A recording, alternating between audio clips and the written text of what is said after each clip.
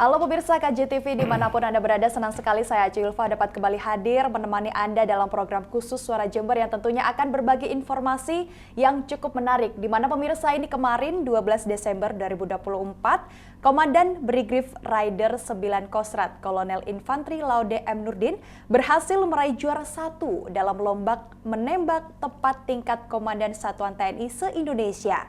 Prestasi gemilang yang berhasil mengalahkan ratusan komandan satuan se-Indonesia dalam kegiatan Dansatpur dan Satbanpur dan Satbanmin TNI AD di penghujung tahun 2024. Raihan ini merupakan momen bersejarah bagi Satuan Brigade Infantri 9 Komando Strategi Angkatan Darat yang berkedudukan di Kecamatan Patrang, Jember, Jawa Timur. Selengkapnya akan kita bahas dalam 1 jam ke depan bersama saya, Aci Ulfa.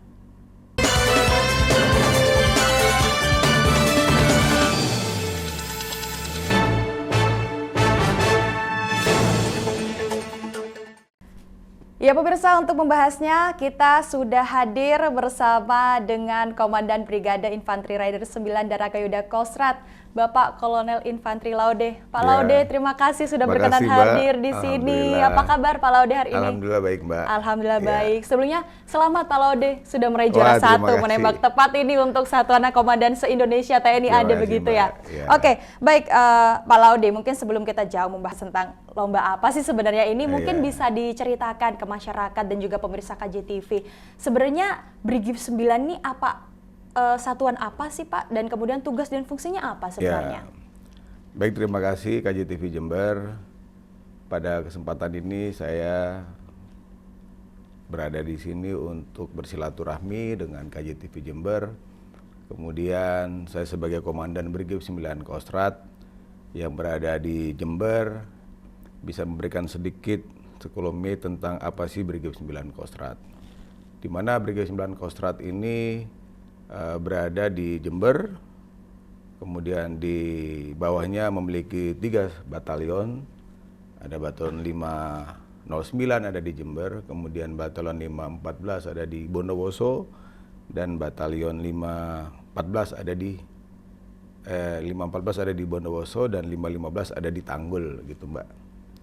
Kemudian di dalam melaksanakan kegiatan di satuan ada kegiatan di bidang teritorial, kemudian ada kegiatan militer, kemudian ada melaksanakan operasi penanggulangan bencana, ada operasi bantuan kemanusiaan, dan beberapa operasi-operasi lain yang dilaksanakan secara bertahap, bertingkat, dan berlanjut. Dan kami sendiri bertanggung jawab kepada Panglima Divisi 2 Kostrat dan melaksanakan kegiatan di dalam kehidupan sehari-hari, melaksanakan latihan untuk menyiapkan prajurit kita dalam menghadapi tugas operasi. Oke, artinya Brigif 9 ini membawahi 3 batalion. Ya, 3 batalion. 509, 514 dan juga 515 Tanggul, begitu ya. Oke, itu kan juga ada beberapa operasi, begitu ya. Tadi ada operasi untuk teritorial, militer, bencana, untuk bantuan juga, begitu ya Pak Laude. Nah, ini kita akan membahas selanjutnya tentang prestasi yang sudah diukir Pak Laude begitu ya. Ini gimana sih Pak ceritanya bisa berhasil menjadi juara 1 ini dalam lomba menembak tepat ini? Seperti apa Pak Laude? Jadi memang di dalam kita latihan pasti kan ada tahap proses di mana kita menyiapkan semuanya. Di dalam kegiatan pelatihan tersebut ada tahapan-tahapan yang harus dilakukan. Dan mungkin salah satu basic dasar yang kita miliki adalah bagaimana kita bisa berlatih dengan benar, dengan tepat, kemudian selalu mengasah skill dan kemampuan. Dan pada dasarnya sebenarnya materi latihan itu semuanya sama. Dan mungkin hanya konsistensi, keseriusan, fokus, kemudian mau untuk meningkatkan kemampuan di dalam menembak. Dalam basic dasar menembak itu rata-rata mulai dari kita bilang nabi tepi, napas, bidikan, tekanan, picu. Ini salah satu bagian yang memang simultan, artinya ini bekerja dengan mekanisme yang harus selalu diasah dan dilatih. Nah ini butuh latihan yang serius, konsisten. Emang hari-hari harus berlatih. Kita aju bidik kering, jadi tanpa amunisi, kita latihan. Kemudian secara konsisten kita lakukan terus-menerus, bisa dengan prajurit, bisa dengan teman-teman, kemudian mitra, ataupun mungkin dengan nembak eksekutif kita lakukan. Dan memang harus ada event-event yang mungkin kita lakukan dan kita ikuti untuk lebih mengasah kemampuan. Intinya adalah latihan harus konsisten, serius, dan fokus. Berapa lama latihan yang dilakukan? Sebenarnya latihan itu sepanjang masa. Sepanjang masa. Sepanjang masa. Jadi kapanpun kita bisa berlatih. Artinya tidak menyiapkan karena mau ada event baru kita latihan, tidak. Latihan terus. Kapan ada waktu kosong kita latihan. Ada waktu yang luang kita manfaatkan untuk aju bidik. Jadi memang semuanya penuh dengan keinginan yang serius di dalam kita melaksanakan latihan dan pertandingan ataupun lomba. Dan memang pasti setiap waktu dan tempat pasti berbeda. Artinya ini eventnya apa dengan senjata yang bagaimana, Mbak. Karena kan zaman sekarang itu sudah semakin bagus, hebat, betul, semakin canggih ya, senjatanya. Jadi pasti masing-masing punya situasi berbeda-beda. Latihan sepanjang masa, Ya, artinya Pak Laude. Nah, betul. khusus untuk lomba ini artinya tidak ada latihan khusus dari Pak Laude sendiri? Tidak ada sebenarnya. Jadi karena memang sewaktu-waktu lomba sudah siap sudah begitu siap. ya? Jadi misalnya hari ini ada lomba ya kita sudah siap. Karena latihan sepanjang masa itu tadi yang diterapkan ya Pak? Tadi itu kita bisa lakukan bagaimana perbanyak kita aju bidik.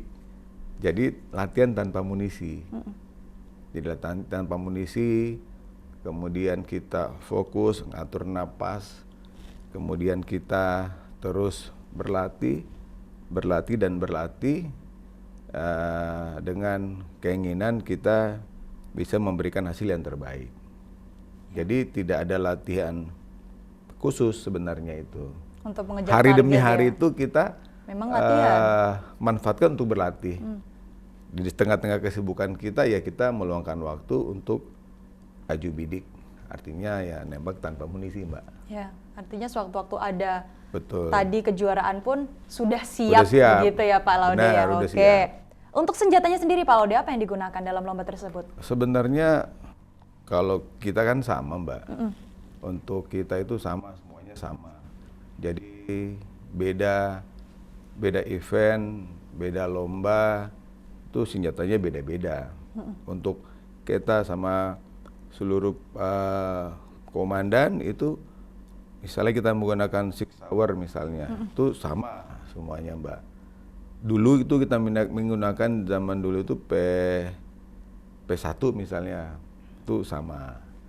Nah, jadi lomba yang mungkin lebih tinggi itu senjatanya keren-keren. Ya. Ya mungkin butuh anggaran khusus kalau untuk itu.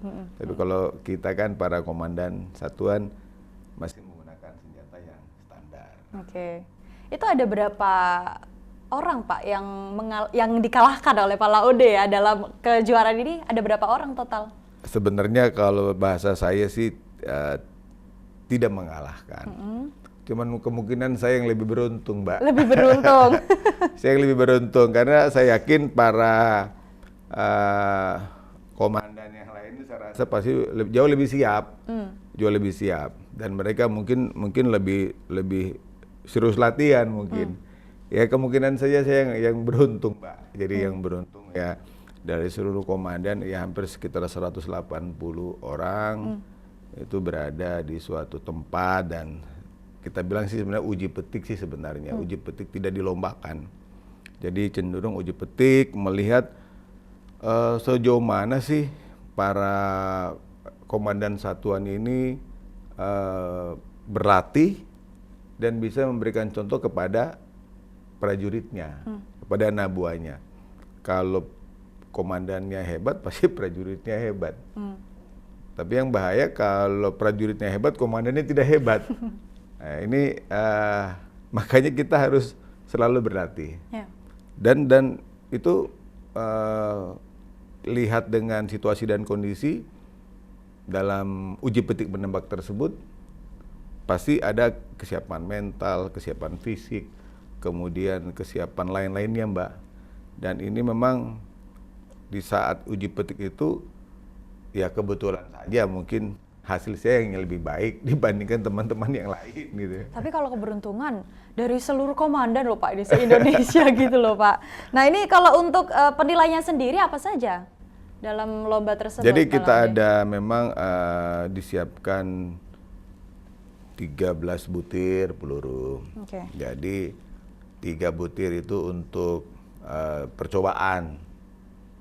Kemudian setelah itu kita melihat perkenaan, kemudian kita menyiapkan 10 butir untuk tembak perkenaan jarak 25 meter untuk melihat sejauh mana sih para komandan ini dalam materi menembak pistol. Ya. Ya, itulah diujikan. Dan seluruh komandan sama dengan jarak yang sama dan pistol yang sama. Jaraknya berapa? 25 meter. 25 meter. 25 meter. Oke. Itu dengan menggunakan lisan yang sudah disiapkan masing-masing orang per orang. Ya, yang menembak lisan dipasang, setelah menembak lisannya dilepas dan melihat hasil perkenannya, berapa yang kena. Ada yang di hitam, ada yang di putih, masing-masing sesuai dengan hasilnya masing-masing, Pak. Pasti beda-beda. Ini nilai maksimalnya berapa, Pak Laude? Sebenarnya nilai maksimal itu 100 ya. 100? Itu 100. Kebetulan saja saya nilainya cuma 90-an lah. Itu luar biasa, Pak. Ya. 100. Tapi mendapatkan nilai 90 itu luar biasa loh, Pak Laude loh. Ya, alhamdulillah. Tapi kalau misalnya kita latihan itu biasanya di atas itu. Biasanya di atas itu. Kalau kita latihan, Mbak. Ya saya bilang tadi itu semuanya latihan. Karena yang beruntung kita, ya kita mungkin yang beruntung. Kemudian Pak Laude, ada kesulitan nggak sih selama mengikuti lomba ini? Tidak ada sih sebenarnya. Memang kita harus menyiapkan fisik. Hari-hari kita harus selalu berolahraga. Ada lari 5 kilo, 8 kilo, 10 kilo. Kemudian kita menjaga stamina dengan ya nge-gym. Kemudian kita melaksanakan komunikasi dengan yang lain, bagaimana tetap menjaga kondisi badan. Artinya kesehatan adalah kunci utama dalam pelaksanaan setiap kegiatan. Menjadi penembak terbaik. Sudah dapat apa dari Komandan Pusat, Pak? Wah, biasalah. Ya ada apresiasi. Ya penghargaan, kemudian ucapan selamat, ada sedikit uang pembinaan, ya itu. Tapi kalau bagi saya tidak melihat itu, tetapi bagaimana kita mau untuk menyiapkan prajurit kita ini agar dia jago tembak. Karena arahan dari Bapak Kasat, bagaimana seorang prajurit itu harus dia jago tembak. Kemudian dia jago berperang, jago berkelahi, kemudian dia harus memiliki kedisiplinan yang tinggi. Nah itu yang sangat penting. Dan fisik prima. Jadi kita harus benar-benar hari demi hari kita secara simultan dari 3 yang 5 saya sampaikan tadi, kita harus memiliki fisik yang prima. Fisik yang prima. Karena fisik yang prima itu sangat menentukan dalam semua kegiatan. Tadi diantaranya menembak, ataupun mungkin renang, ataupun mungkin lari, ataupun kan materi-materi lainnya yang diujikan dalam setiap kegiatan. Ini merupakan prestasi pertamakah yang diukir oleh Pak Laude sendiri atau sebelumnya juga pernah? Ya sebenarnya dulu pernah juga di apel komandan satuan tingkat Kodam 5 Brawijaya. Itu kalau nggak salah tahun 2019. Sama juga saya pernah mendapatkan nomor di perorangan saya nomor 3, di Beregu saya nomor 1. Jadi Itu juga sama, tapi itu komandan seluruh Jawa Timur. Dan itu lomba tembak tepat juga? Sama, lomba nembak tepat juga, perorangan dan bergu. Bergu itu ada waktu itu 5 orang deh, 5 orang. Jadi ya mungkin kebetulan juga sih Mbak, masuk pada kelompok yang mungkin bagus. Ya. Kemudian ya saat itu juga ya bisa memberikan yang terbaik lah. Okay. Waktu itu saya masih menjadi Dandim Jember waktu itu.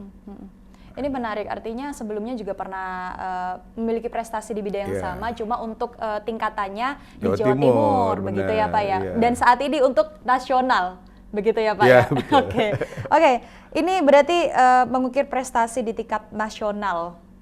Baru-baru yang ini didapat oleh Pak Laude begitu. Apa arti prestasi ini untuk Pak Laude sendiri? Sebenarnya prestasi itu merupakan wujud daripada proses. Karena prestasi itu bisa tercapai karena kita betul-betul menyiapkan diri. Proses dalam berlatih, proses dalam berbuat, proses dalam bertindak, kemudian proses dalam penyiapan, dan proses dalam mendapatkan hasil yang diinginkan. Itu semuanya proses. Sehingga akan mendapatkan suatu wujud ataupun outputnya, bahwasanya hasil yang diberikan itu adalah buah daripada proses yang panjang tadi. Dan lahirlah prestasi. Dan prestasi itu kan sebenarnya bisa diciptakan di mana saja dikala kita mau melaksanakan kegiatan itu dengan ya sungguh-sungguh dan konsisten. Oke, itu artinya itu arti prestasi ini yang dicanangkan oleh Pak Laude ya. Kalau untuk prestasi ini untuk Brigif 9 sendiri apa maknanya bagi Pak Laude? Jadi ada kebanggaan lah dari prajurit, artinya ya mungkin saya sering menyampaikan kepada mereka, raihlah prestasi setinggi-tingginya. Di masa damai ini kita bisa meraih prestasi untuk bidang olahraga, apakah itu lari, ataupun mungkin lomba sepak bola, ataupun mungkin lomba voli, ataupun mungkin lomba lainnya. Kemudian di masa kita bertempur, kita berhasil di daerah operasi tugas, berhasil dan selamat. Nah, gitu. Dan semua akan bisa tercapai dengan kesulitan daripada tim yang kita siapkan. Artinya di suatu satuan itu pasti ada teamwork. Yang menyiapkan lapangan tembak, yang menyiapkan meja kursi dan seluruh sarana lainnya. Dan ada kebanggaan yang mungkin mereka rasakan, dan kepada prajurit saya sampaikan untuk terus berlatih dan terus mengasah dirinya agar benar-benar siap dalam melaksanakan tugas ataupun dalam lomba ataupun pertandingan lainnya.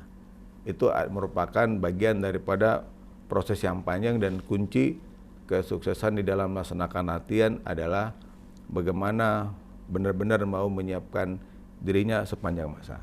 Artinya Pak Laude ini harus memang menjadi contoh untuk seluruh prajuritnya begitu ya, supaya di masa mendatang juga akan mendapatkan prestasi yang serupa atau bahkan lebih begitu ya Pak Laude ya? Ya, harapan saya ya prajurit harus jauh lebih baik. Jauh lebih baik. Karena waktu di acara di Polres Jember, ya saya bangga 1, 2, 3 itu anggota Brigif. Itu HUT Bayangkara Mbak, 2024 di Jember itu. Kapolres mengadakan event lomba tembak. Juara satunya anggota saya, juara 2-nya anggota saya. Juara 3-nya kebetulan saya juga ikut di dalam mereka gitu kan. Ada kebanggaan saya juga. Artinya anggota saya bisa meraih 1, 2. Komandannya nomor 3 ya wajar lah. Yang bahaya kalau komandannya nomor 1, anggotanya nomor 2 dan 3. Ya. Jadi memang ada nilai kebanggaan kepada kita di mana kita memberikan contoh, dan harapan kita anggota ini lebih baik maksimal, lebih optimal. Ya, memang harapan saya juga syukur-syukur mereka tuh nilai hasil dia latihan tuh jauh lebih baik dibandingkan saya. kita berhasil kalau itu, Mbak. Iya, memang rasanya beda ya Pak ya, jika kita memiliki mungkin prajurit yang bisa lebih dari kita, begitu ya Pak. Ada kebanggaan tersendiri rasanya, begitu ya Pak Laude? Ada kebanggaan tersendiri yang ya kita rasakan luar biasa lah. Anggota kita ini kita siapkan dengan baik, dan hasilnya pun alhamdulillah maksimal. Dan ini yang kita inginkan, dia terus berlatih, biar dia jago tembak, Mbak. Iya. Oke Pak Laude, sebenarnya masih banyak yang ingin kita bahas, tapi kita jeda terlebih dahulu. Tetaplah bersama kami pemirsa dalam Suara Jember.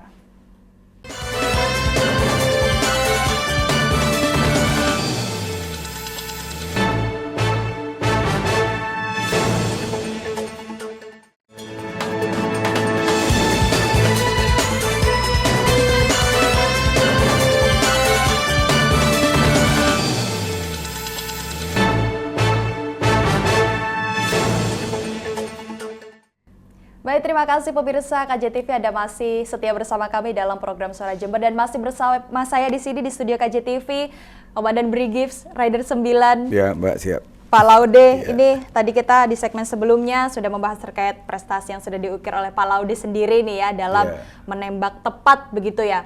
Nah, ini selanjutnya kita akan bahas tentang perjalanan karir Pak Laude. Ini kan kita tahu bahwasanya nama Pak Laude ini mungkin tidak asing untuk masyarakat Jember begitu ya. Nah, ini terakhir kan Pak Laude kan sempat menjadi Dandim begitu ya di Jember. Saat ini menjadi Dan Brigif. Nah, sebenarnya gimana sih perjalanan karir Pak Laude untuk di Jember sendiri nih Pak? Baik, jadi saya di 2017 bulan Maret tepatnya sempat menjadi komandan di 509. Hampir selama 2 tahun, Mbak, itu. Kemudian di 2019 awal di Januari saya pindah ke Surabaya, menjadi Dandim di Surabaya, dan bulan Agustus diperintahkan lagi amanah menjadi Dandim di Jember. Banyak kita lewati masa-masa COVID khususnya.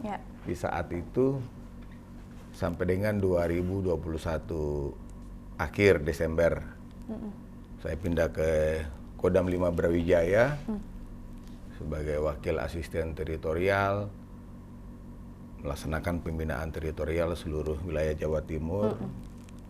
Dan Maret 2024 saya balik lagi ke Jember, diberikan amanah sebagai Danbrig 9 Kostrad. Nah, itu mungkin sedikit perjalanan karir saya di Jember sendiri. Angkatan Darat, khususnya di Jember, Mbak. Itu artinya terakhir di Jember menjadi Dandim. Dandim 0824 begitu, dan di zaman COVID. Benar. Nah, mungkin kalau misal kita tanya perbedaannya mungkin cukup signifikan karena saat itu memang COVID posisinya dan menjadi Dandim begitu ya. Nah, tapi kalau untuk suka dukanya sendiri Pak Laude, sebelumnya menjadi Dandim 0824, sekarang menjadi Danbrig, ini apa suka dukanya? Sebenarnya di dalam semua amanah jabatan itu yang dibutuhkan adalah inovasi. Jadi inovasi yang dilakukan oleh seorang komandan dalam dia melaksanakan tugasnya dan tanggung jawabnya. Misalnya kalau dulu kita punya program One Day One Pesantren, kemudian One Week One Tahajud, atau One Day One Poktan, atau One Babinsa One School, atau One Week One Panti Asuhan. Ada juga One Day One Duafa, One Day One Media, itu Dandim. Jadi perannya Kodim itu untuk kebutuhan masyarakat Jember. Jadi keberadaannya harus bermanfaat. Misalnya tadi One Babinsa One School, seorang Babinsa harus berada di sekolah baik itu SD, SMP, SMA, ataupun perguruan tinggi. Kita bilang Babinsa masuk sekolah lah. Jadi perannya Babinsa bermanfaat bagi generasi muda dalam menyiapkan sebagai calon-calon pemimpin bangsa. Betul. Nah, kalau kita di Brigade, Brigif Infanteri 9 Kostrad, ini satuan di bawahnya Panglima Kostrad, Pangdiv 2 Kostrad, untuk menyiapkan prajurit-prajurit kita ini melaksanakan beberapa macam operasi. Operasi militer, operasi penanggulangan kebencanaan, operasi kemanusiaan, operasi teritorial, dan operasi lainnya di dalam menunjang tugas-tugas pemerintah daerah. Dan ya kedua tugas ini sebenarnya bisa dikolaborasikan dan bisa saling berkaitan. Tinggal bagaimana kita sebagai seorang komandan satuan itu mau meluangkan waktu untuk berinovasi di dalam masing-masing tugas pokoknya. Nah itu memang yang harus kita lakukan. Dan pasti perbedaannya tidak terlalu jauh, Mbak. Hanya inovasi sebagai seorang komandan dan brigade misalnya, kita menyiapkan suatu sistem mekanisme yang terintegrasi agar tugas anggota kita di daerah operasi itu dia berhasil dengan optimal. Nah, kalau kita di kewilayahan ini bagaimana perannya Babinsa ini bisa bermanfaat bagi masyarakat tadi, khususnya di Jember. Nah, gitu. Artinya memang inovasinya ini langsung berdampak kepada masyarakat, begitu ya Pak Laude? Ya, jadi inovasi itu harus berdampak. Misalnya saya bilang tadi, dulu waktu Dandim Jember, aku one day one poktan. Ya. One day one poktan, kelompok tani. Nah, Kapoktan kita kumpulin. Tujuannya apa? Program saya itu hanya 5M. Ya. Bagaimana para Babinsa itu dia mau mendampingi petaninya. Mendampingi petani. Kemudian dia mau melayani Alsintan bersama-sama petani. Kemudian yang ketiga dia mau mengamankan pupuk, distribusi pupuk. Jadi jangan sampai pupuk langka. Betul. Nah itu.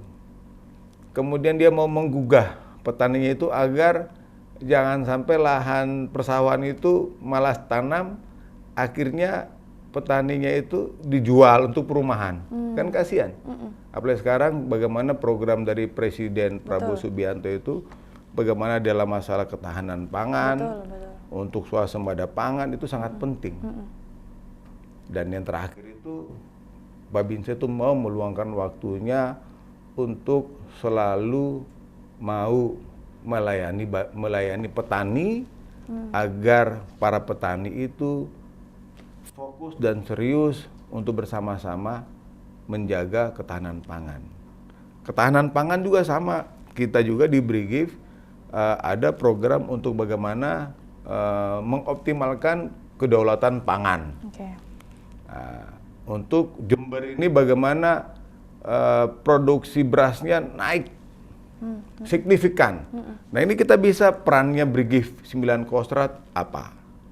Sama juga menyiapkan dan membantu petani-petani itu, kita turun ke bawah, belanja masalah petani, dan sama-sama dengan petani kita mengajak untuk bagaimana sih Jember ini bisa swasembada pangannya luar biasa. Nah, itu butuh kolaborasi, butuh sinkronisasi, dan butuh komunikasi, Mbak. Betul. Nah, itu mungkin. Betul. Tadi sempat disinggung bahwasanya selama menjadi Dandim sempat ada program 5M tadi itu ya, Pak. Yeah. Kemudian di menjadi Danbrig ini tadi juga sempat disinggung tentang kedaulatan pangan begitu ya. Nah, untuk skala prioritas program sendiri untuk Satuan Brigif selama tahun ini 2025 apa? Jadi semuanya tidak keluar daripada tugas pokok. Ada operasi militer, kita selalu menyiapkan prajurit kita itu untuk jago berperang, jago tembak, jago berkelahi, kemudian disiplin tinggi dan fisik prima untuk mendukung dia melaksanakan operasi militer. Baik itu mungkin di daerah penugasan di luar negeri misalnya di Libanon, nanti Yonif 514 persiapan ke luar negeri, dan mungkin batalion yang lain akan persiapan ke tugas operasi di Papua. Jadi kita selalu menyiapkan mereka. Kemudian di bidang teritorial, melaksanakan operasi teritorial untuk ketahanan pangan tadi. Kita bekerja sama dengan PTPN Jember, kemudian Perhutani, kita melaksanakan kegiatan penanaman jagung untuk meningkatkan swasembada pangan tadi. Kemudian di bidang teritorial lainnya, kita tetap menjaga komunikasi dengan seluruh tokoh-tokoh masyarakat, tokoh agama, tokoh pemuda, tokoh budaya yang ada di Jember ini, sehingga bagaimana keberadaan Brigif 9 ini bermanfaat bagi lingkungannya. Kalau kita bilang, kalau di Kodim itu pembinaan teritorial secara keseluruhan, seluruh kabupaten. Kalau satuan tempur, dia pembinaan teritorialnya terbatas, misalnya satu kecamatan, ataupun sekitar asrama gitu. Nah, kemudian yang berikutnya di bidang kemanusiaan. Nah, kita selalu menyiagakan prajurit kita untuk melaksanakan siaga bencana. Prajurit Kostrad, Brigif 9 Kostrad, selalu kita siagakan untuk membantu pemerintah daerah, membantu Kodim, membantu Polres dalam melaksanakan kegiatan penanggulangan bencana. Termasuk juga di bidang-bidang lainnya yang kita siapkan, bagaimana kita bisa dan harus mau untuk keberadaan Brigif ini selalu bermanfaat bagi masyarakat, walaupun mungkin masih skalanya terbatas, tetapi kita selalu berupaya untuk selalu berkolaborasi dengan pemerintah daerah, dengan Forkopimda setempat, untuk bisa bermanfaat bagi masyarakat Jember dan sekitarnya. Tadi ada 3 poin, Pak Laude, operasi militer, kemudian ada teritorial dan juga kemanusiaan. Ya. Untuk saat ini di Jember sendiri, yang paling urgent menurut Pak Laude apa yang harus dimaksimalkan? Yang kita maksimalkan adalah bagaimana kita menyiapkan siaga bencana. Siaga bencana. Sekarang udah musim hujan. Betul. Udah bagaimana misalnya Bondowoso dia sudah ada banjir bandang misalnya. Kemudian ada erupsi dulu di Lumajang. Betul. Ada erupsi Semeru. Kemudian ada erupsi Raung misalnya. Ini Jember dan sekitarnya adalah daerah yang rawan bencana, apalagi di musim-musim hujan seperti ini. Maka skala prioritas yang utama adalah bagaimana kita mampu bersama-sama dengan pemerintah daerah menggelar kesiapan kebencanaan. Terutama adalah mitigasi bencana, sangat penting. Setiap saat kita harus selalu waspada. Artinya prajurit kita harus selalu siap. Minta ataupun tidak diminta, kita selalu siap untuk membantu pemerintah daerah di dalam penanggulangan bencana. Itu faktor utama yang sangat penting di dalam saat ini. Artinya keberadaan Brigif 9 bisa bermanfaat bagi masyarakat. Kita bisa menggugah masyarakat kita. Kita berikan pelatihan kepada mereka, inilah jalur evakuasi pada erupsi. Kita mendingan kita arahkan mereka. Ada jalur evakuasi, ada latihan yang kita kurangi dampak korban ataupun materi kalau terjadi erupsi. Oke, berarti itu tadi yang paling untuk Jember saat ini mitigasi bencana, tentang kebencanaan. Hanya beberapa prajurit yang diterjunkan untuk ikut serta dalam mitigasi bencana tadi, Pak? Kebutuhan. Tentu kebutuhan. Tetapi kita selalu menyiagakan itu 1 batalion. 1 batalion itu ada sekitar 40 orang, kita minimalkan misalnya 1 sampilan. Ada sampai orang kan kesiapan. Dan itu kita bisa diminta untuk bagaimana itu kita sebar lebar, Mbak. Artinya tidak pada satu titik saja, bisa pada titik lain, misalnya ya di Lumajang, karena pasukan Kostrad di sini yang paling banyak dekat sini, atau misalnya di Bondowoso ataupun mungkin di Banyuwangi, kita siap, ataupun di situ Bondo dan Tapal Kuda. Seluruh pasukan kita siap tergantung daripada kebutuhan yang dihadapkan dengan permasalahan. Itu tadi yang paling fokus memang untuk kemanusiaan, tadi siaga bencana. Tadi yang sempat disebutkan juga operasi militer. Nah, untuk di Jember sendiri keamanannya menurut Pak Laude sendiri seperti apa? Keamanan di Jember ini aman dan kondusif. Aman dan kondusif. Itu pasti karena kolaborasi jajaran TNI Polri di Jember ini sangat luar biasa. Saya bagaimana dengan dulu waktu jadi Dandim, kita pernah butuh kasih dari seluruh stakeholder. Ya. Alhamdulillah dengan jumlah penduduk yang sangat banyak pasti bencana COVID-nya juga tinggi. Ya, betul. Kemudian kita bagaimana bisa menggugah masyarakat, kemudian bisa lain-lain untuk sama-sama bagaimana Jember ini bisa aman dan damai. Tagline misalnya jaga APK Jember misalnya Pak Kapolres saat ini. Saya tagline saya adalah Jember aman dan damai, aman Jembernya gitu kan. Tapi itu memang dibutuhkan sama semua bagian, Mbak. Jadi nggak berdiri sendiri. Betul. Apa peran kiai, apa peran khat, apa peran tokoh? Ayo sama-sama kita duduk bersama, cangkruan bersama untuk mau menjaga kondusivitas wilayah Jember. Artinya semua elemen memiliki perannya masing-masing, begitu ya? Harus, karena tidak bisa kita melaksanakan sesuatu kegiatan itu kita jalan sendiri, tidak bisa. Kita harus melibatkan semua unsur-unsur, karena keberadaan dinas-dinas lainnya, dinas sosial, kemudian lingkungan hidup dan sebagainya, kemudian BPBD dan sebagainya, itu memiliki yang sangat penting. Kemudian kekompakan TNI Polri dan Forkopimda yang ada di Jember ini sangat berarti untuk menjaga keamanan Jember. Artinya memang aman dan kondusif, asal harus ada kolaborasi dari semua pihak, begitu ya Pak Laude? Ya. Ya? Oke, kemudian tadi sempat disinggung terkait teritorial ketahanan pangan. Kita tahu Pak Laude bahwasanya kan memang pemerintah ini mencanangkan dengan betul ya ketahanan pangan. Nah, tadi juga sempat Pak Laude menyinggung ada kerjasama dengan beberapa pihak terkait gitu ya, dari PTPN juga tadi ya. Nah, untuk secara detailnya ini seperti apa nantinya dari Brigif 9 mungkin ya, dari satuan dari Pak Laude ini tadi mendukung program ketahanan pangan yang sudah dicanangkan oleh pemerintah. Tapi jangan dijawab dulu, kita akan kembali setelah yang berikut ini.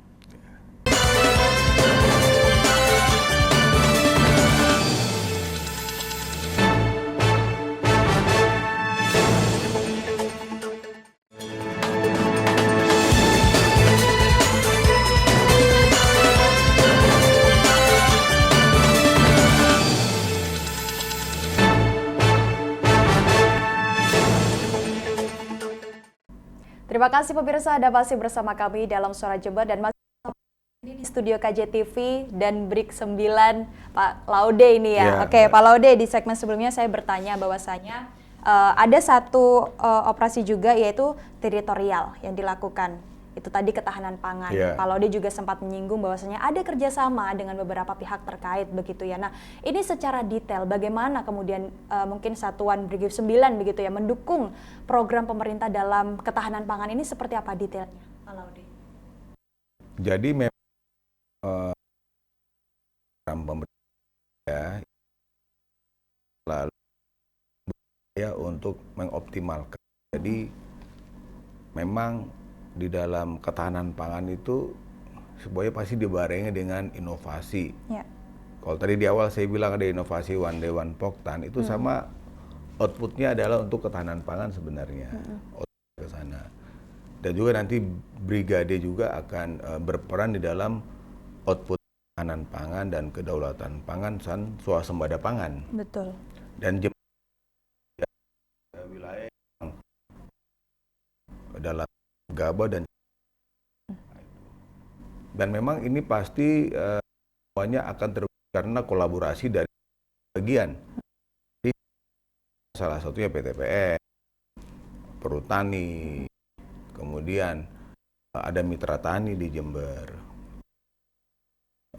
kebun-kebun lain yang ada, mungkin miliknya pemerintah daerah, swasta dan sebagainya.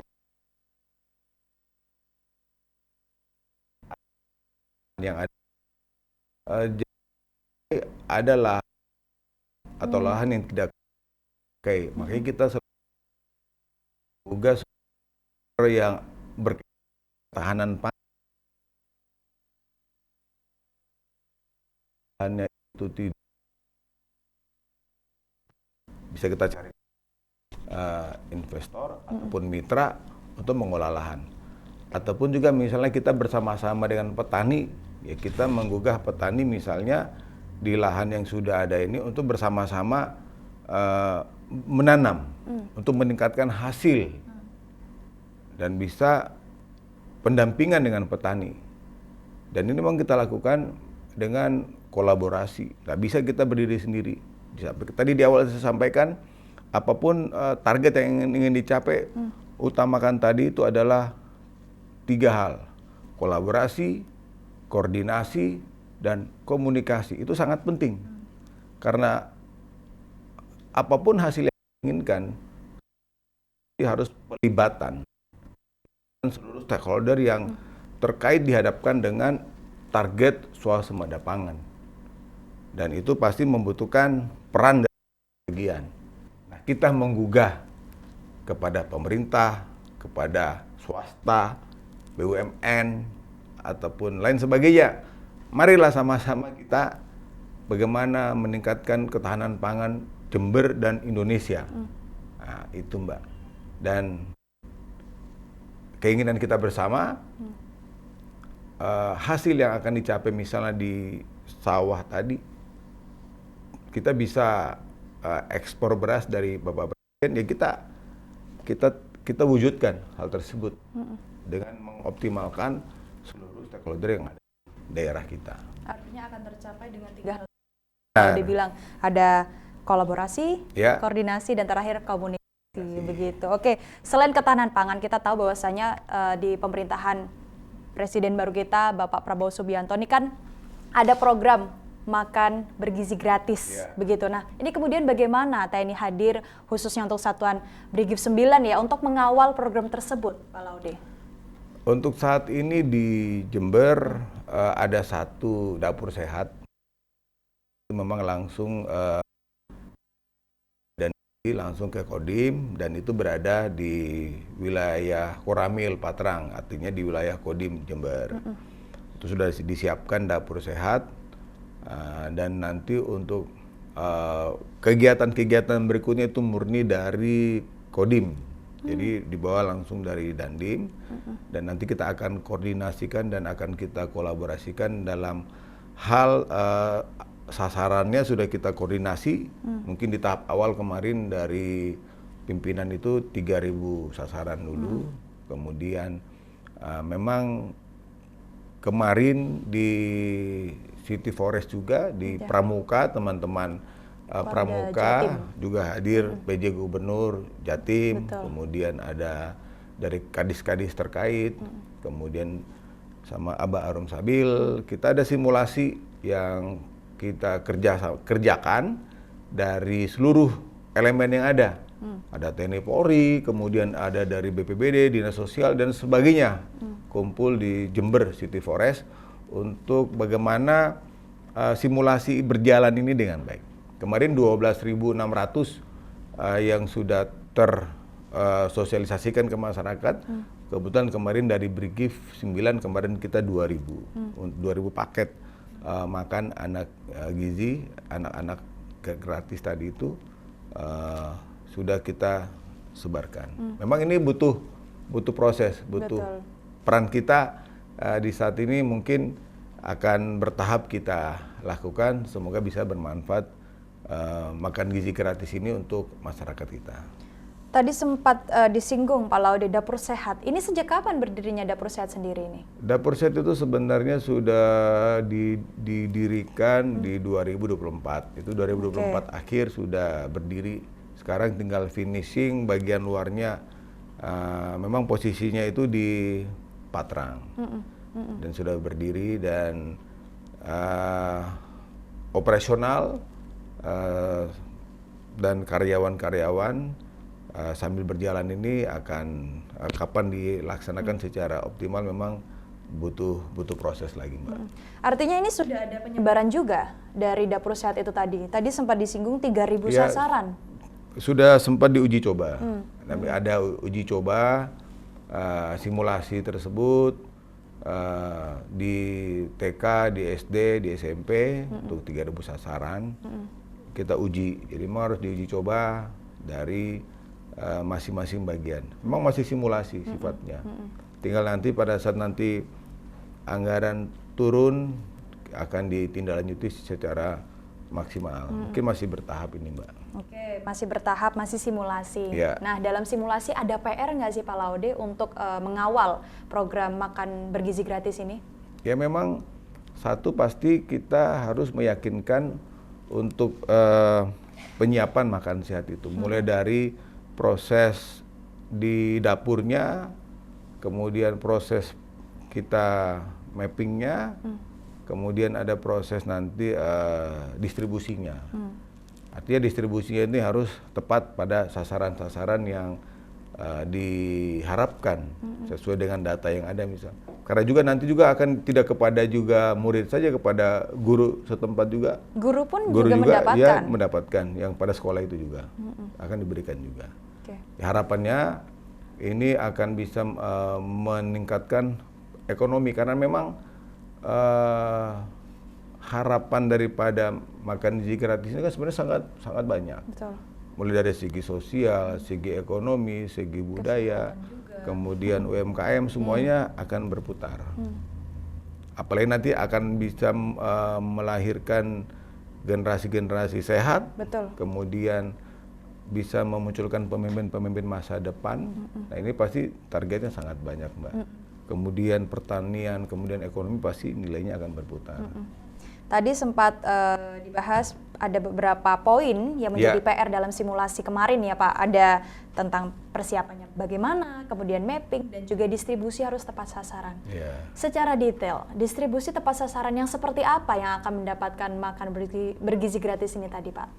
Jadi jangan sampai data yang sudah disiapkan tidak tersalurkan. Artinya data-data yang ada ini memang kita koordinasi. Mungkin jajaran TNI, jajaran Polri, kemudian mungkin Kodim, Brigif mungkin sudah memiliki data tersebut. Dan nanti ini data akan diberikan kepada yang terdata tersebut. Sehingga nanti tepat pada sasarannya.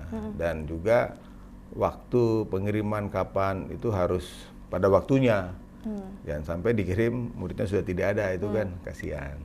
Ini memang butuh komunikasi, Mbak, butuh komunikasi, dan ini memang harapan kita sama-sama mendukung daripada program pemerintah dari Presiden Prabowo Subianto kepada kita semuanya untuk sama-sama mensukseskan program ini. Artinya tidak hanya sasaran yang tepat, tapi waktu yang tepat juga yang tepat tadi juga. Ya Pak. Jangan sampai waktu didistribusikan ternyata muridnya sudah pindah atau pindah. sudah lulus begitu ya Pak Laude ya. Oke, baik. Ini tadi juga sempat disinggung ada dapur sehat. Nah kemudian nanti ke depan Pak Laude, apakah ini juga akan dikolaborasikan dengan program yang ada dari pemerintah, disatukan ini dapur sehat tadi itu atau seperti apa? Jadi untuk karyawannya nanti akan langsung ditunjuk. Karyawan langsung ditunjuk betul, oleh pemerintah. Oleh pemerintah. Jadi kan misalnya ada dari Badan Gizi Nasional, kemudian ada dari pemerintah, nanti kan dikolaborasikan siapa mulai dari kepala dapurnya sampai dengan paling bawah, mungkin ada beberapa orang yang ada di dapur sehat itu, Pak. Nah, jadi nanti mereka akan bekerja sesuai dengan tugasnya masing-masing. Kemudian nanti ini akan terus dievaluasi, akan dievaluasi tahap demi tahap, sehingga nanti prosesnya ini akan terus bertingkat berlanjut. 3 bulan pertama, 3 bulan kedua, sampai dengan setahun. Dan saya yakin juga pasti anggaran pemerintah juga akan dilihat dan pasti akan bertambah jumlah sasarannya. Tadinya mungkin 3.000 jadi 5.000 sasaran, atau mungkin jadi 7.000 sasaran. Dan bertahap ya Pak ya? Pasti bertahap. Dan memang ini kan masih simulasi yang ini dilakukan tujuannya untuk mengetahui apa berbuat apa, kemudian prosesnya bagaimana. Dan memang ini butuh analisa, butuh evaluasi, dan butuh sumbang pikiran. Dan saya yakin masing-masing daerah pasti beda problemanya. Dan nanti itu akan kita bantu. TNI dalam hal ini Brigif 9 akan selalu mendukung apa-apa yang menjadi program pemerintah. Kemudian Pak, berarti artinya sempat didistribusikan kepada adik-adik kita ya, sesuai dengan data yang sudah didapat dan dihimpun oleh pihak Brigif sendiri ya. Nah kemudian respon dari adik-adik kita, termasuk dari guru-gurunya, Iya. seperti apa ketika TNI memberikan makan bergizi gratis itu tadi? Iya, iya betul. Iya senang Mbak, kami juga kebetulan di tempat simulasi juga nanya kepada anak SD, ya, nanya gimana makanannya, enak Pak, senang. Nah, jadi memang kegembiraan mereka dengan program ini pasti sangat antusias. Apalagi kan ada buah, ada susu gitu kan Mbak. Jadi mereka tuh senang. Ya. Dan ini memang menjadi tolak ukur pemerintah. Saya bilang tadi itu kita bilang di program misalnya Babinsa masuk sekolah misalnya tadi itu. Jadi memang ada peran TNI di situ, peran TNI di sekolah. Nah, ini mungkin salah satu peran TNI di sekolah ini juga sama mendistribusikan makanan sehat gratis ini kepada anak-anak kepada itu. Dan memang salah satu output yang kita bisa lihat adalah bagaimana dengan makan gizi sehat ini akan lahir pemimpin masa depan. Jadi mereka tuh sehat. Dan mungkin kita tahu sendirilah kalau makanan yang tidak sehat yang banyak kadang-kadang jualan di sekitar sekolah kan ya kurang baik gitu loh. Sehingga mungkin butuh peran pemerintah hadir untuk menyiapkan ini. Pak, apakah ini juga termasuk menjadi bagian dari visi TNI Kuat Bersama Rakyat? Ya, karena bagaimana kita sama-sama untuk berpikir untuk melayani masyarakat. Ya. Kemanunggulan TNI dan rakyat ini kan harus butuh kolaborasi, butuh komunikasi, dan butuh koordinasi. Dan apapun yang menjadi program pemerintah yang akan diberikan kepada warganya, itu pasti harus membutuhkan peran seluruh pihak. Jadi libatkan seluruh pihak. Libatkan pemerintah daerah, libatkan TNI Polri, libatkan para tokoh. Dan keberadaan itu pasti jauh lebih besar manfaatnya dibandingkan kita jalan sendiri. Kemudian untuk program apa saja yang sudah dilakukan dari Brigif sendiri untuk menguatkan si TNI Kuat Bersama Rakyat ini sendiri, Pak Laude? Jadi banyak kegiatan-kegiatan misalnya di donor darah, kita lakukan secara rutin, kemudian ada kegiatan pembagian sembako pada daerah latihan, kemudian kita melaksanakan silaturahmi ke beberapa panti-panti asuhan, kemudian kita melaksanakan silaturahmi dengan para tokoh-tokoh agama seputaran satuan, kemudian kita bersilaturahmi dengan para kiai, ulama yang ada di suatu wilayah. Nah, itu pasti memiliki tujuan utama bagaimana kemanunggulan TNI dengan rakyat selalu terpelihara. Artinya sudah ada banyak sekali program untuk menguatkan visi itu tadi ya, Pak Laude ya. Nah, kemudian mungkin Pak Laude sebelum kita akhiri, harapan Pak Laude dengan adanya prestasi yang sudah diukir untuk Brigif 9 sendiri seperti apa, kemudian juga cara untuk mempertahankannya seperti apa, termasuk juga bagaimana harapan Pak Laude kepada masyarakat Jember dengan adanya satuan Brigif 9 di Jember ini seperti apa? Silakan Pak. Prestasi bisa diraih, bisa diukir dengan tidak pernah bosan dan tidak pernah menyerah melaksanakan kegiatan latihan secara terus-menerus. Keberadaan kita di masyarakat harus selalu memiliki nilai manfaat. Keberadaan Brigif 9 Kostrad di Jember ini harus memberikan manfaat dan bisa melayani dengan baik. Untuk itu dibutuhkan bagaimana kita mau berkolaborasi, berkomunikasi, dan bersinkronisasi. Dan beberapa kegiatan-kegiatan di masyarakat ini akan terus kita dukung dan bisa memiliki peran yang sangat baik untuk masyarakat. Tanpa dukungan masyarakat, maka TNI yang ada di wilayah Kabupaten Jember dan sekitarnya tidak akan bisa berbuat. Untuk itu marilah kita sama-sama dengan harapan kita yang sangat besar, bagaimana menciptakan generasi muda harapan bangsa, untuk bisa menjaga Jember ini selalu aman, damai. Kami mohon dukungan dari seluruh lapisan masyarakat. sama-sama menciptakan generasi harapan bangsa, Ya, gitu ya Pak, betul. dengan adanya kolaborasi dari seluruh pihak, Seluruh begitu ya pihak. Pak Laude. Baik, terima kasih Pak Laude atas Terima kasih, waktunya, Mbak. terima kasih atas informasinya, selamat sekali lagi atas prestasi yang telah diukir. Ya. Semoga ke depan kami tunggu prestasi-prestasi berikutnya. Terima kasih Pak Laude. Terima kasih, Mbak. Terima kasih. Dan pemirsa, itulah tadi program Suara Jember edisi kali ini. Saya Aci Wilfa mewakili seluruh kerabat kerja bertugas mohon undur diri. Terima kasih, sampai jumpa di episode Suara Jember lainnya. Wassalamualaikum warahmatullahi wabarakatuh. Waalaikumsalam warahmatullahi wabarakatuh.